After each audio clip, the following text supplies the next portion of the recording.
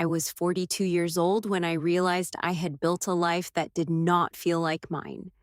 From the outside, everything looked acceptable. I had a stable job. I had a small apartment in a busy part of the city. I had colleagues who respected me.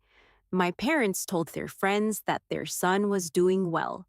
Nothing was broken, and yet, every night, I lay in bed staring at the ceiling, feeling a quiet, heavy disappointment that I could not explain. It was not dramatic.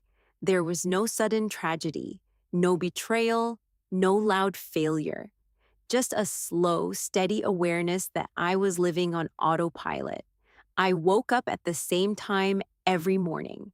I drank the same coffee. I took the same crowded train. I sat at the same desk under the same white lights. I answered emails that did not matter. I attended meetings that solved nothing. I came home tired, but not satisfied. At 42, I was not supposed to feel lost. Lost was something you felt at 22. At 42, you were supposed to be established, stable, certain. But certainty is sometimes just a habit you are too afraid to question. The moment everything changed did not come with fireworks. It came with silence. One evening, after work, I stopped by a small bookstore near my apartment. I had no plan. I just did not want to go home yet. The air inside the store smelled like paper and dust and something comforting. I walked slowly between the shelves, and then I saw it. A simple, plain notebook.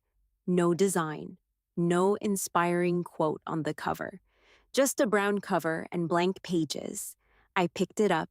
It was light, almost empty, and for some reason, like holding that empty notebook made me feel something I had not felt in years. Possibility. I bought it without thinking. That night, instead of turning on the television, I sat at my small kitchen table. The city outside my window was loud, motorbikes, voices, music from somewhere far away. But inside my apartment, it was quiet. I opened the notebook. The first page was too white, too clean. I hesitated. What do you write when you do not know who you are becoming? After a few minutes, I wrote one sentence. I don't want to live like this anymore. That was all. Just one honest sentence. I stared at it for a long time. It felt dangerous. It felt brave. It felt true. That night, I did not create a 5-year plan. I did not write big goals. I did not promise to become rich or famous or extraordinary. I simply wrote what I felt, the exhaustion, the frustration, the quiet envy I felt when I saw someone passionate about their work, the fear that it was too late for me, the fear that I had already missed my chance. For the first time in years, I allowed myself to admit something. I was not proud of the life I was building, and that realization hurt, but it also freed me. Because if I was not proud, it meant I still cared. The next morning, I woke up earlier than usual, not because I had to, but because I wanted to write again. I made coffee. I sat at the same kitchen table, and I opened the notebook. This time, I asked myself a question. If I could start again, what would I change? The answers did not come quickly. I had spent so many years reacting to life that I had forgotten how to design it. So I started small. As I wrote, I want to feel useful. I want to feel healthy. I want to respect myself. Simple things, not impressive, but honest. Over the next few weeks, that notebook became my private conversation with myself.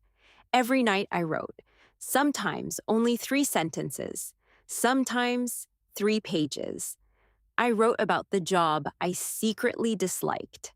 I wrote about the skills I had never developed because I was too busy being safe. I wrote about the dreams I once had in my 20s. Back then, I wanted to build something of my own. I wanted to create. I wanted to learn continuously. But somewhere along the way, I chose security over growth, and security slowly became a cage. One evening, after another long day at the office, I wrote a question that scared me. What if I am not stuck? What if I am just comfortable? Comfort is quiet. It does not scream. It whispers. It tells you that this is good enough, that you are too old to change, that starting again would be embarrassing, that people would judge you. At 42, I had a reputation. I was reliable, predictable. If I suddenly changed direction, what would people say? But then I asked myself something else. What will they say when I am 60 and still unhappy? That question stayed with me. I did not quit my job the next day. I did not make a dramatic announcement. Instead, I did something smaller. I decided to rebuild myself quietly, one skill at a time, one habit at a time. I turned to the first blank page after my messy reflections.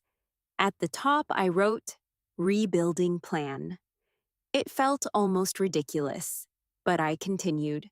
Step 1, improve my health. Step 2, learn one new skill related to the work I wish I had. Step 3, reduce unnecessary expenses. Step 4, create something small every week. Nothing heroic, just practical. The next morning, I went for a short walk before work, only 15 minutes. I felt awkward, out of shape.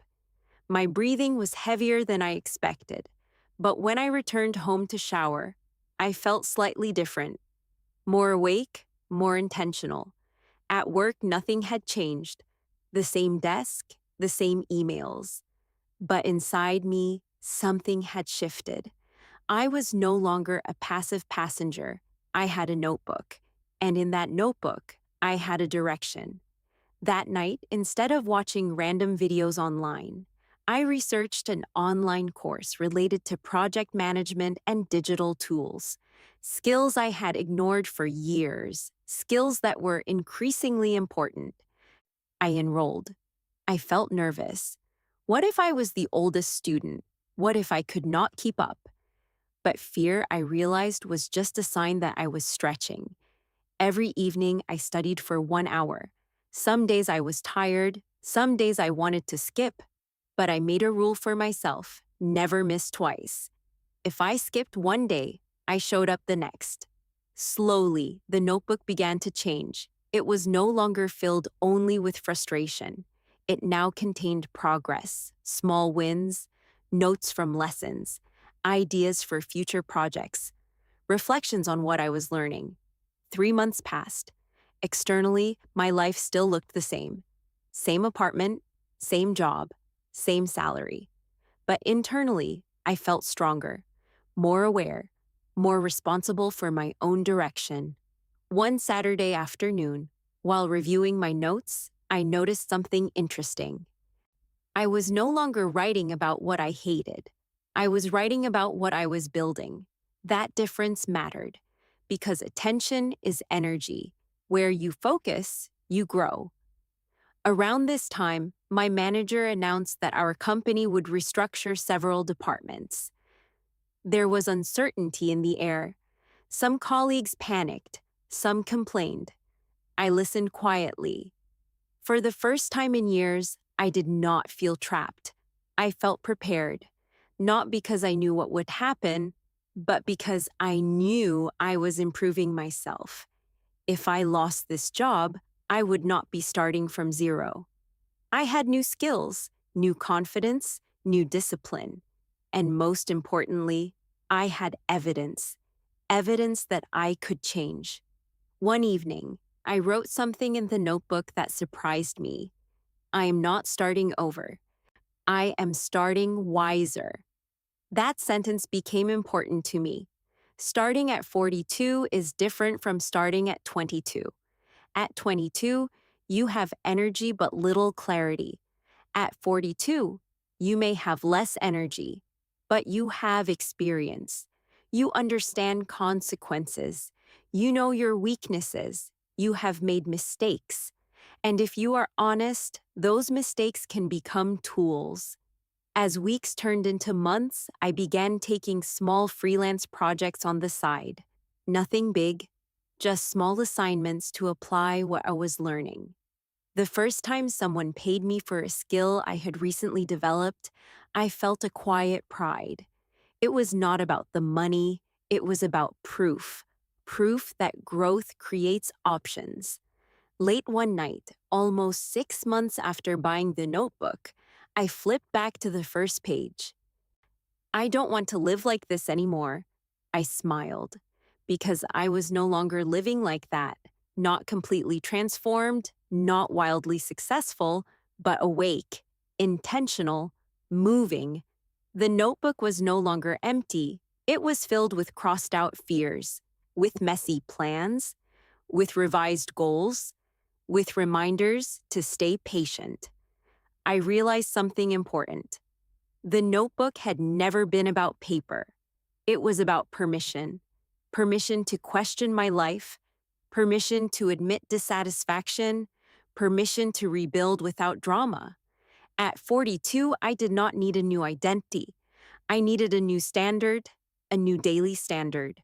One that asked, did I improve today? Did I act with intention?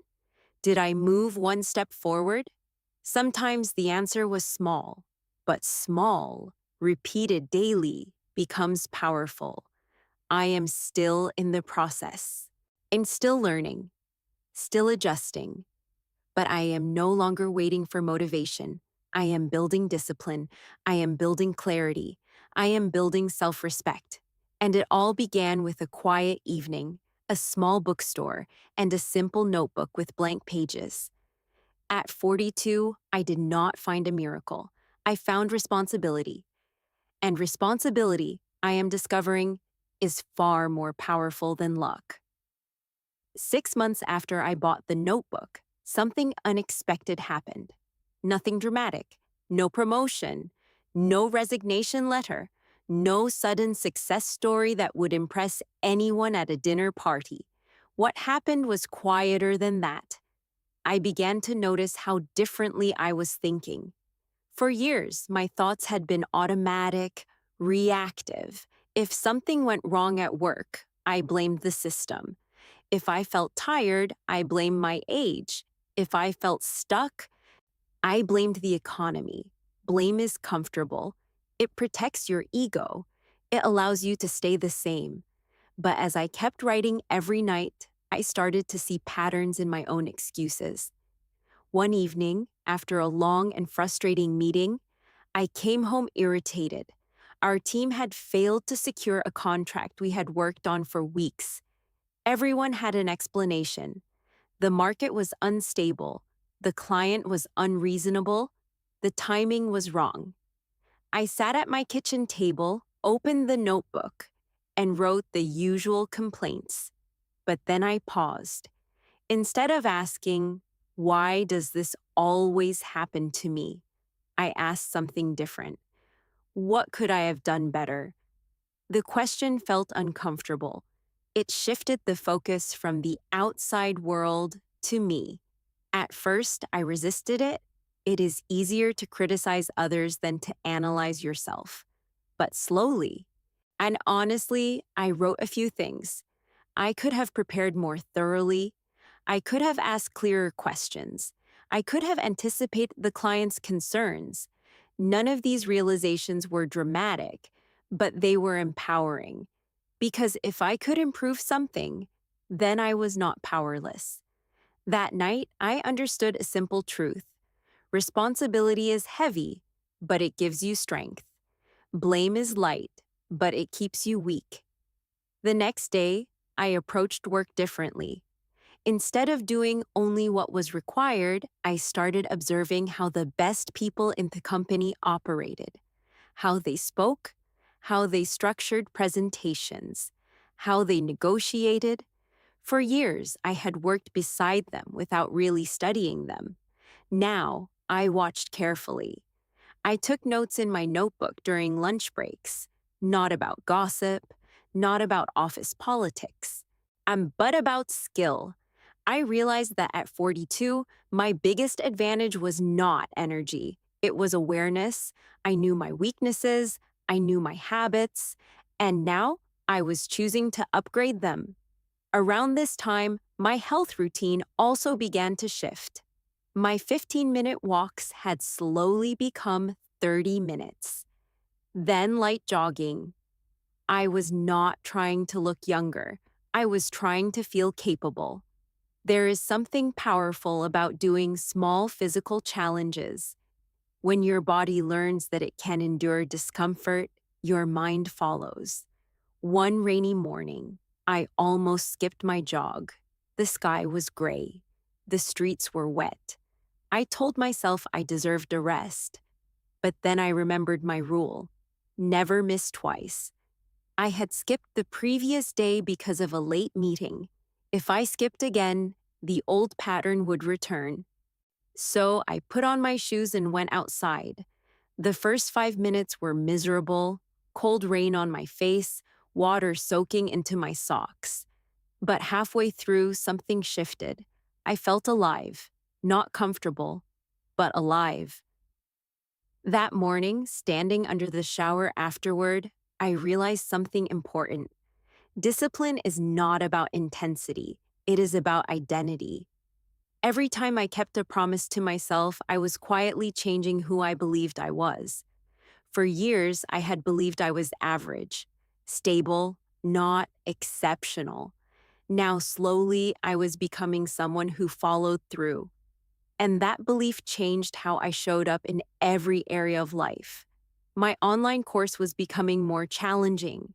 Some concepts were difficult: digital systems, data analysis, process optimization. Younger students in the discussion forums seemed faster, more fluent with technology. At first, I felt intimidated.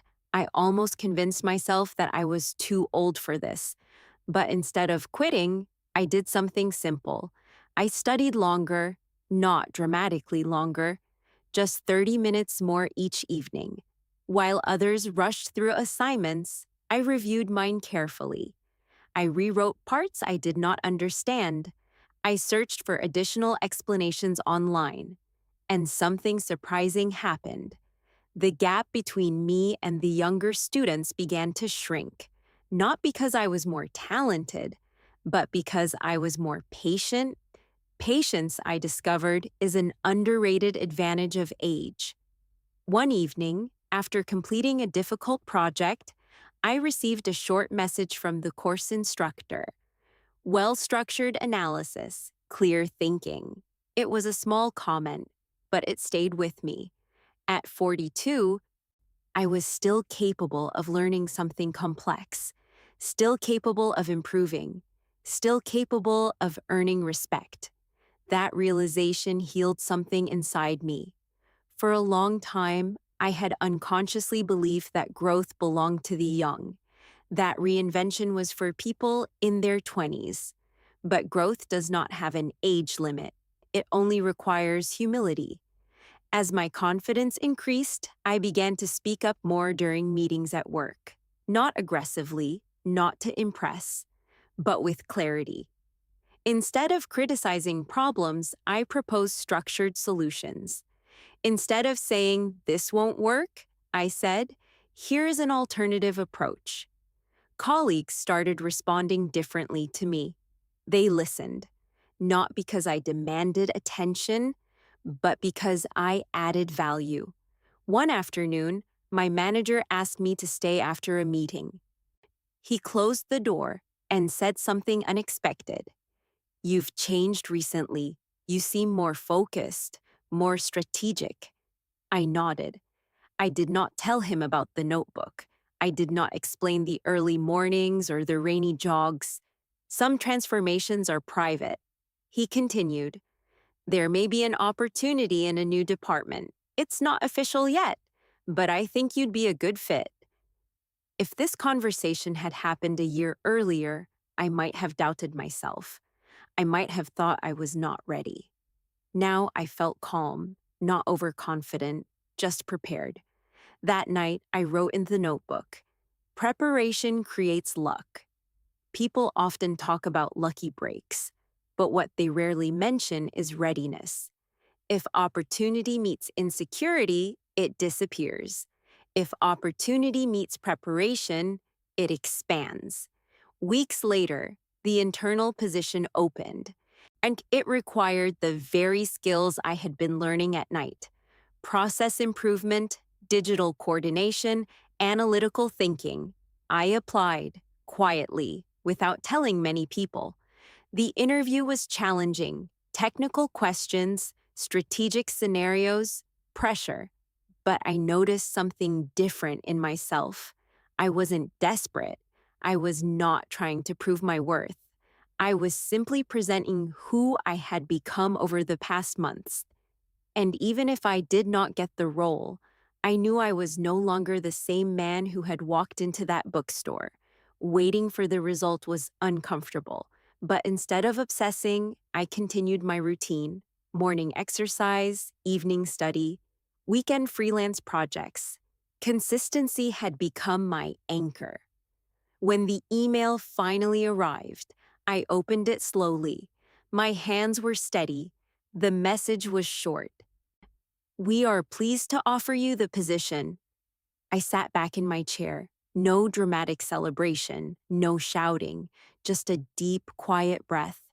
It was not a dream job. It was not a massive salary increase, but it was progress: more responsibility, more challenge, more alignment with the direction I had chosen. That evening, I returned to the first page of the notebook again. I don't want to live like this anymore. I realized something powerful. Change had not required a new city, or a dramatic resignation, or a public declaration. It required daily honesty, daily effort, daily correction. At 42, I had not rebuilt my entire life overnight. I had rebuilt my standards. I no longer accepted mediocrity from myself, not in health, not in skill, not in mindset. And that shift changed everything. There are still doubts, still moments of fatigue, still days when I question whether I started too late. But now, when those thoughts appear, I do not panic. I write them down. I examine them. I challenge them. The notebook is almost full now. Its pages are no longer clean. They are wrinkled. Some corners are folded. Ink has bled through in places where I pressed too hard. But that imperfection feels right, because growth is not neat. It is layered, messy, revised. I used to believe that pride came from achievements, from titles, from external recognition. Now I understand something deeper. Pride comes from alignment: when your actions match your values, when your effort matches your potential, when your daily behavior supports your future self. At 42, I am not the youngest person in the room, but I may be one of the most intentional. And intention, practiced daily, becomes transformation. The journey is not finished. In many ways, it has just begun. But I am no longer afraid of starting again, because I have learned that starting again is not a sign of failure. It is a sign of courage.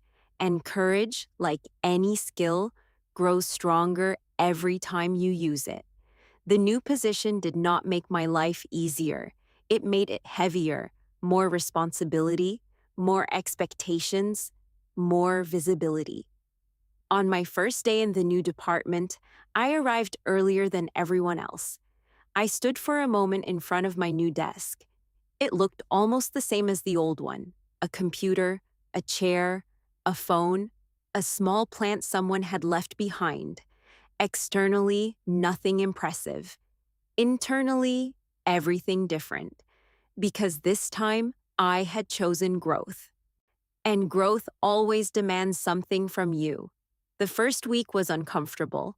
I had to learn new systems, new workflows, new personalities. Some team members were younger than me. Some were sharper in specific technical areas. For a brief moment, the old voice returned. Maybe you are too late. Maybe you are pretending. Maybe you only got this role because no one else wanted it. I recognized the voice immediately. Before, I would have believed it. Now, I observed it. That night, I opened the notebook and wrote the doubts down, not to confirm them, but to confront them.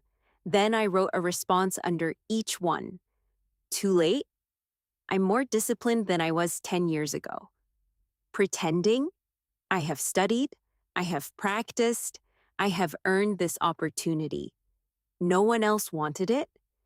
It does not matter. I am here now. My responsibility is to grow into it. Writing transformed fear into strategy. The next morning, instead of trying to appear confident, I did something simpler.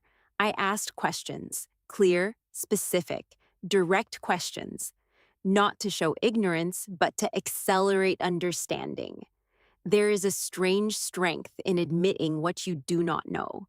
When you stop protecting your ego, you learn faster. Within a few weeks, I began noticing patterns in the department. I saw inefficiencies, repeated mistakes, unclear communication between teams. Before, I might have complained quietly. Now, I documented everything. I mapped processes. I created small diagrams in my notebook. I studied where time was wasted, but I did not rush to suggest changes. Experience had taught me something important. Timing matters. One afternoon, during a strategy discussion, there was tension in the room. Two managers disagreed about a project delay. Voices were calm, but frustration was visible. In the past, I would have stayed silent. Now, I waited for a pause and said something measured. What if we look at the workflow instead of the outcome? Maybe the delay is a symptom, not the problem. The room became quiet, not uncomfortable, just attentive. I shared a simplified version of the process map I had drawn. I pointed out two small bottlenecks. Nothing dramatic, just observations. One manager leaned back in his chair. That actually makes sense. It was a small moment, but it shifted something, not only in how others saw me, but in how I saw myself. I was no longer surviving at work. I was contributing. There is a big difference between being employed and being valuable. Around this time, my freelance work slowly increased. One small project became two, then three. Nothing overwhelming, but enough to show that my skills had real-world relevance. Some nights were long, work during the day, study and freelance at night, exercise early in the morning. There were moments when exhaustion whispered, "Slow down. You are not young anymore." But I reminded myself of something important. I am not trying to prove I am young. I am building endurance. Endurance is not speed, it is consistency over time. One Sunday evening, I felt deeply tired, not physically, mentally. The weight of responsibility, learning, and ambition felt heavy. I opened the notebook, but instead of writing goals or plans, I wrote a question. Why am I doing this? The answer needed to be clear, because without a strong reason, discipline fades. After several minutes of silence, I wrote, I want to respect the man I will become at 50. That sentence felt different. It was not about money, not about status, not about impressing anyone. It was about self-respect. I imagined myself 8 years older. Would that version of me thank the current version for trying? Or would he regret staying comfortable? The answer gave me energy. The following weeks tested me in new ways. The department faced a critical deadline. Unexpected complications appeared. Several team members panicked. Deadlines were tight. Tension was high. This time, I did not retreat into silence. I organized tasks clearly. I divided responsibilities logically. I communicated calmly. When not perfectly, but steadily. Something interesting happens. When you have rebuilt your internal standards, external pressure feels different. It does not disappear, but it does not control you. After we completed the project successfully, my manager sent a team-wide message thanking everyone. Then he added a line: special appreciation for the structured coordination that kept us focused. He did not mention my name directly, but I knew, and that quiet recognition felt more meaningful than applause. Later that evening, walking home under the city lights, I realized something powerful. Confidence is not loud. It is not a performance. It is a memory of promises kept, a memory of challenges faced, a memory of discomfort survived. At 42, I was no longer chasing reinvention. I was practicing reinforcement, strengthening habits, strengthening mindset, strengthening identity. There was still one area of my life that required attention: my relationships. For years, I had been emotionally distant, not intentionally, just distracted, tired, preoccupied. My conversations with friends had become surface level. My visits to my parents were polite but rushed. Now that I was rebuilding myself, I realized growth should not be selfish. One weekend, I visited my parents without checking my phone constantly. I listened to my father's long stories, stories I had heard before. This time, I paid attention. I noticed the details, the pride in his voice, the nostalgia. I realized something humbling. He had also started over many times in his life, but he never called it reinvention.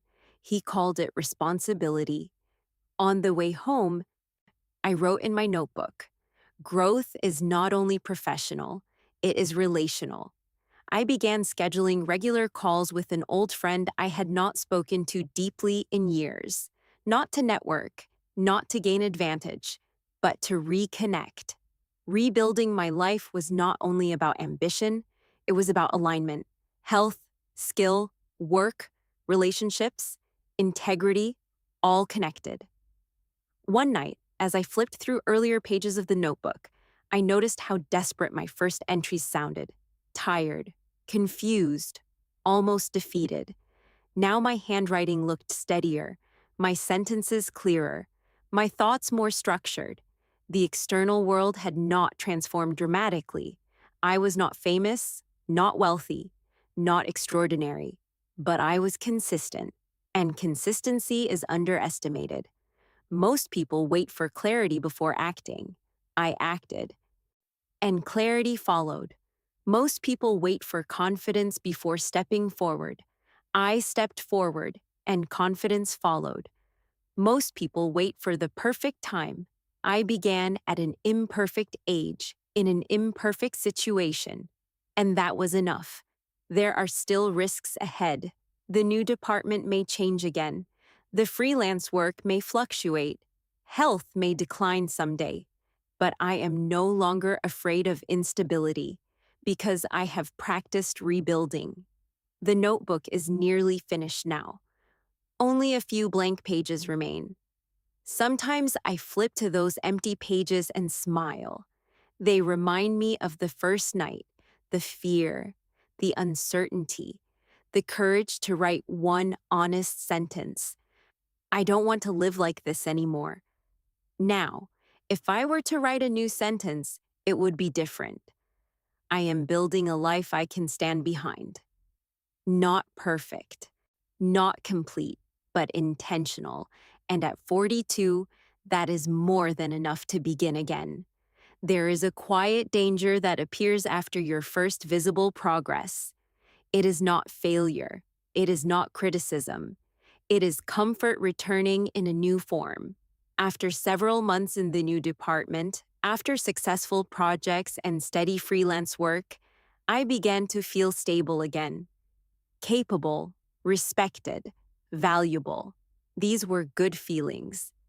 But one evening, as I sat at my kitchen table reviewing the nearly finished notebook, I sensed something familiar. The routine had become predictable. morning exercise, work, evening study, or freelance. Write, sleep, repeat. The structure that once saved me was slowly becoming automatic, and automatic can easily turn into unconscious. I asked myself a difficult question. Am I growing or am I just maintaining? Maintenance is not bad. It protects what you have built, but growth requires intentional stretch. At 42, I did not want to rebuild just once. I wanted to build a mindset that could evolve continuously. So I turned to a fresh page near the end of the notebook and wrote, "What scares me now?" The answers were different from a year ago. Before, I feared starting. Now, I feared stagnating. Before, I feared being incapable. Now, I feared becoming satisfied too quickly.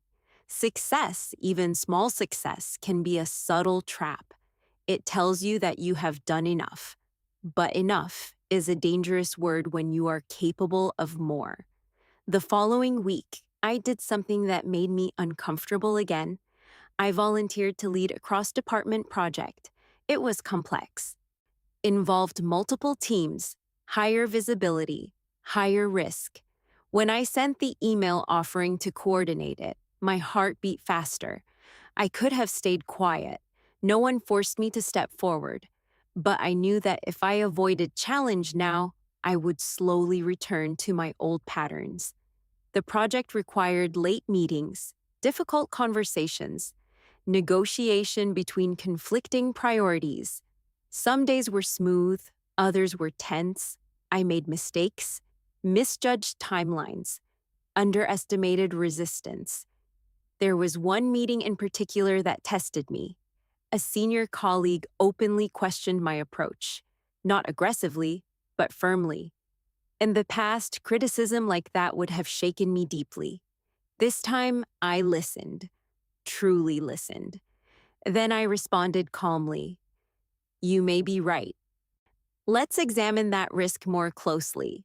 The conversation shifted from confrontation to collaboration. That night, walking home under dim streetlights, I realized something important. Growth is not about avoiding mistakes. It is about responding to them without losing your center. When you rebuild yourself intentionally, you are not building perfection. You are building resilience. Meanwhile, my health routine evolved again. Jogging had become normal, so I added strength training twice a week. The first session humbled me. My muscles trembled. My form was imperfect. I was sore for days. But discomfort no longer surprised me. It felt like a familiar teacher. One early morning, lifting weights in a quiet gym, I caught my reflection in the mirror. Not dramatically transformed, not younger, but steadier, stronger. There was a firmness in my posture that had not existed before. Not arrogance, just self-trust. I realized that physical training and professional growth shared the same principle. Progress is invisible in the beginning, then barely noticeable, then undeniable. Around this time, something unexpected happened at home. My freelance income, which had been modest but steady, suddenly increased. One satisfied client recommended me to another, then another. For the first time, the possibility of working independently felt real, not immediate, not guaranteed, but possible. And possibility changes how you think. One night, I sat with two notebooks in front of me, the nearly full one, and a new blank one I had recently purchased. I flipped through the old pages slowly, the frustration, the doubt, the small goals, and the crossed out fears. The first freelance payment recorded in careful handwriting. The job offer email printed and taped inside. The reflections about discipline, the questions about identity. Every page represented a choice, a small decision to act differently. I realized that the notebook had become more than a tool. It was evidence, evidence that deliberate effort compounds. I opened the new notebook. Its blank pages did not intimidate me this time. They invited me. On the first page, I wrote, "Next level," not because I had mastered everything, but because I understood something fundamental now. You do not wait for a new chapter to be given, you declare it. The cross-department project eventually concluded. Not perfectly, but successfully. Senior management acknowledged the coordination effort publicly. Again, and no dramatic applause, but visible trust. With that trust came more autonomy, more influence, more room to design improvements. One afternoon, as I reorganized a workflow that had frustrated the team for years, a younger colleague approached me. "How did you learn to think like this?" The question surprised me. For years, I had believed I was behind. Now, someone was asking me for guidance. I smiled and answered honestly. "I started paying attention to what I was avoiding." He looked confused, so I explained. For a long time, I avoided responsibility for my own growth. When I stopped avoiding it, things began to change. Later that evening, that conversation stayed in my mind. It reminded me that reinvention is not selfish. It ripples.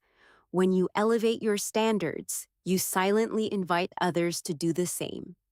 My parents noticed changes too. During a family dinner, my mother said gently, "You seem lighter these days." I asked what she meant. "You laugh more," she said. It struck me. I had not noticed the laughter. But she had. Perhaps pride is not always visible in achievements. Perhaps it is visible in energy, in presence, in how you carry yourself. As my 43rd birthday approached, I reflected deeply. 1 year earlier, I had felt trapped. Now, I felt engaged, not finished, not secure forever, but engaged in my own evolution. There is a difference between aging and developing. Aging happens automatically. Development requires intention. At 42, I began developing again. And at 43, I understood that this process would never truly end. The fear of starting over had faded. In its place was something stronger, the confidence that I could rebuild whenever necessary, because I had done it once. And that experience changed my identity permanently. I am no longer the man who waits for motivation. I am the man who writes plans, who executes small actions, who reviews mistakes without self-hatred, who stretches beyond comfort before comfort becomes decay. The new notebook has only a few entries so far, but the tone is different. Less desperation, more strategy, less fear, more vision. One sentence on the second page stands out. Growth is not an event. It is a lifestyle. When I think back to the quiet bookstore and the plain brown notebook, I realize that the most important thing I gained was not skill, not promotion, not extra income. It was authorship. I became the author of my own direction, and authors do not wait for permission. They write, even when the page is blank, even when the sentence feels uncertain, even when no one is watching. At 42, I started again with nothing but a notebook. At 43, I understand that the notebook was never about paper. It was about deciding that my future deserved my effort. And once you decide that, the rebuilding never truly stops. A year has passed since the evening I walked into that small bookstore and picked up a plain brown notebook. 12 quiet months. No dramatic transformation montage, no viral success story, no overnight breakthrough, just days, ordinary days, stacked carefully on top of each other. If you saw me on the street, you might not notice anything extraordinary. I still live in the same apartment. I still take the train. I still drink coffee at the same kitchen table. But internally, I am not the same man. And that difference is everything. This morning, I woke up before sunrise, not because of an alarm, but because my body has grown used to intention. I sat at the table with the second notebook open in front of me. The first one is full now, its pages slightly bent, its cover softened by use. It rests in a drawer, not as a trophy, but as a reminder. Proof that change is built quietly. I asked myself a question I could not have answered honestly a year ago. Am I proud of the direction of my life? Not perfect, not complete, but the direction. And for the first time in many years, the answer was simple. Yes, pride, I have learned, is not about comparison. It is not about earning more than others. It is not about titles or applause. It is about alignment. When the way you spend your days matches the values you claim to hold, when your effort reflects your potential, when you no longer avoid the work required to respect yourself. Over the past year, I have gained skills. I have improved my health. I have taken on greater responsibility at work. I have built additional income streams. But the most valuable change is invisible. I trust myself. That trust did not appear suddenly. It was built each time I kept a promise to myself. Each early morning walk, each evening study session, each uncomfortable conversation, each moment I chose responsibility over blame. Trust is built in private, long before it becomes visible in public. There were still difficult days, days when I doubted my progress, days when exhaustion made me question whether the effort was worth it. But something fundamental had shifted. I no longer saw discomfort as a signal to stop. I saw it as confirmation that I was stretching, and stretching means growth. Last week, I met an old colleague for coffee. We had not spoken in over a year. He looked at me carefully and said, "You seem different." I smiled. "I feel different," I replied. He asked what changed. I could have told him about the promotion, the freelance work, the routines, but instead I said something simpler. I stopped waiting. He looked puzzled, so I explained. For a long time, I waited for motivation, for clarity, for the right time. Then I realized waiting was the habit keeping me stuck. He nodded slowly. We talked for hours, not about success, but about responsibility, about aging with intention, about choosing growth even when comfort is available. As I walked home that evening, I felt gratitude, not for luck, not for sudden opportunity, but for the moment I chose honesty over denial. That first sentence in the notebook changed everything. I don't want to live like this anymore. It was not loud, but it was truthful, and truth is powerful. If you ignore dissatisfaction, it turns into quiet resentment. If you examine it, it becomes direction. I used to believe starting again meant erasing the past. Now I understand it means using the past as material. At 42, I did not start from zero. I started from experience, from lessons learned, from mistakes understood. Age did not disqualify me. It prepared me. There is something deeply freeing about this realization. You are not late. You are not behind. You are simply at a different starting line. And starting lines exist at every age.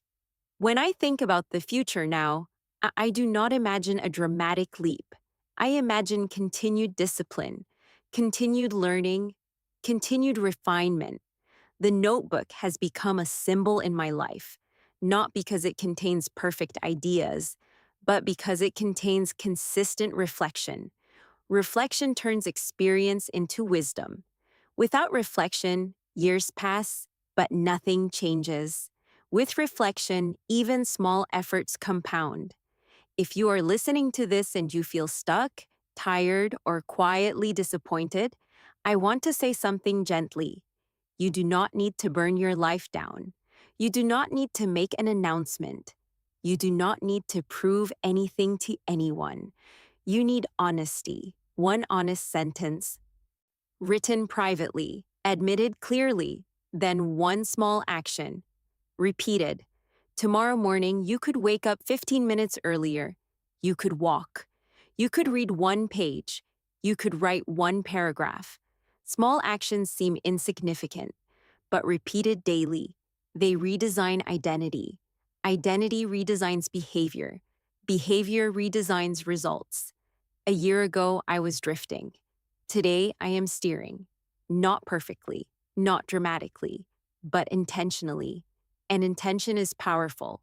Sometimes people ask when it is too late to change. I do not have a philosophical answer.